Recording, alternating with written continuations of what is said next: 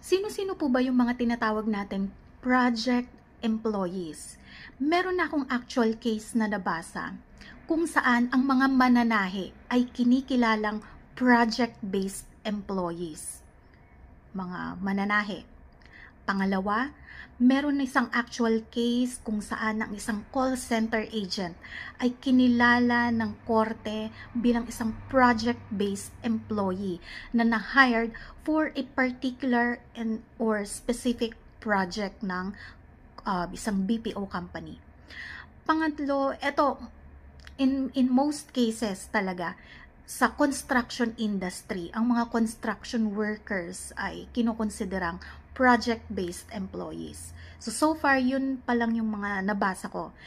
So, yung mga project-based employees na to, eto dapat yung requirements or requisites para maging valid yung inyong project-based employee. Una, yung inyong kontrata nakalagay doon yung specific duration or scope ng inyong project. Yung iba kasi, meron talagang start and end ng kanilang project. Pero yung iba naman, naka-specify or may specific scope yung kanilang gagawing proyekto. Gaya halimbawa ng pagpapatayo ng isang condominium na 12-story in this particular project or location, ganon. Naka-specify yung scope pero hindi yung end, yung start and end. Pero malalaman mo kung kailan magtatapos base dun sa scope na nakalagay. So dapat nakalagay yon sa inyong kontrata.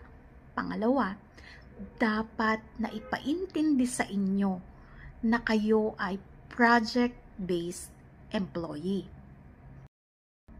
Na ipaalam sa inyo at the start of yung engagement ninyo as a project employee. At dapat existing talaga yung project. Okay? Existing yung project, hindi gawa-gawa lang. Ngayon, kung wala po yung mga nabanggit ko, hindi valid or hindi legitimate ang inyong project employment sa inyong employer.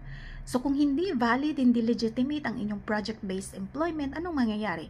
Regular employee ka na.